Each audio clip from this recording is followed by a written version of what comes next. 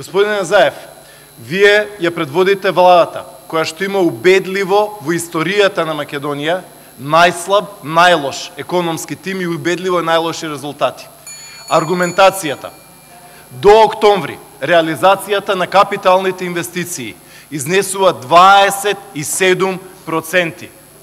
Почитувана јавност, почитувани граѓани, Република Македонија обично има реализација на капиталните инвестиции од 70 до 80, некогаш дури 88%.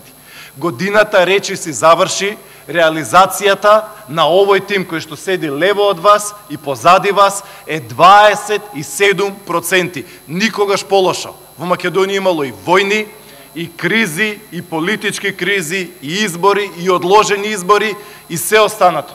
Реализацијата била по 80%, сега е 27%. За да се разбереме за што мислам.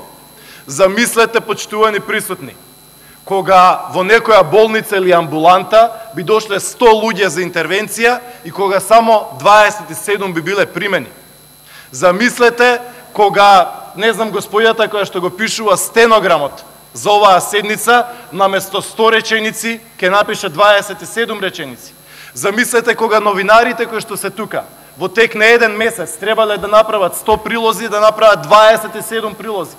Замислете кога некој кој што работи во автотранспорт, наместо да извози 100 километри, да извезе 27 километри. Замислете кога некој во фабрика за било што, за било кој производ, за цигли, за раноградеански производи, за било кое производство, наместо 100 производи, ќе произведе 27 производи.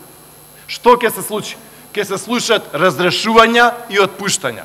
Овој муабет, овој разговор, овие прашања, ги имавме пролетоска, ги имавме летоска, последен пат на пратенички прашања ги имавме во месец јули.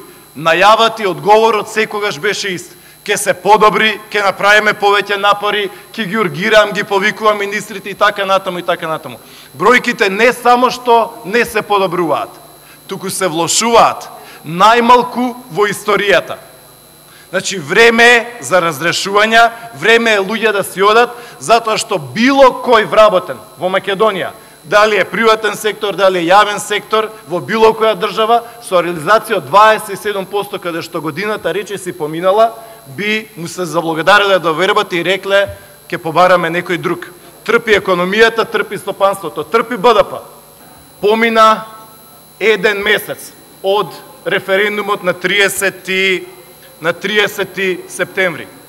Моево прашање е, зошто не преземате ништо, буквално ништо, за евидентното полнење на кутии 50.000 ливчиња кои што го видовме низ еден куп избирачки места? Во Македонија се врати евремињата, каде што одзив, под наводници одзив на избирачко место е 96%, 93%, 91%, 88%.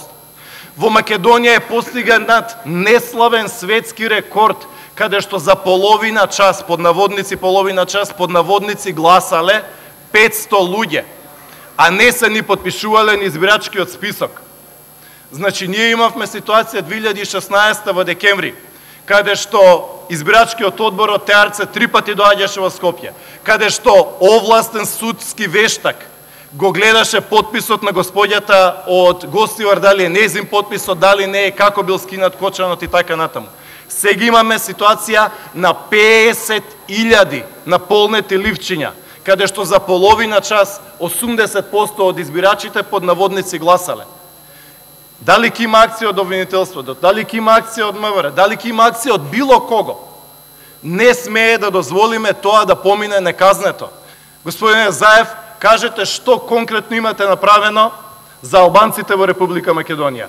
Многу ве поддржаа, имаа голема верба, но огромно е разочарувањето од СДСМ, од вас како Зоран Заев, од вашите кадри во еден куп општини во кој што албанското население ви даде доверба, а каде што ниту имате инвестиции, ниту има вработувања, има целосно разочарување од политиките на Социјалдемократскиот сојуз.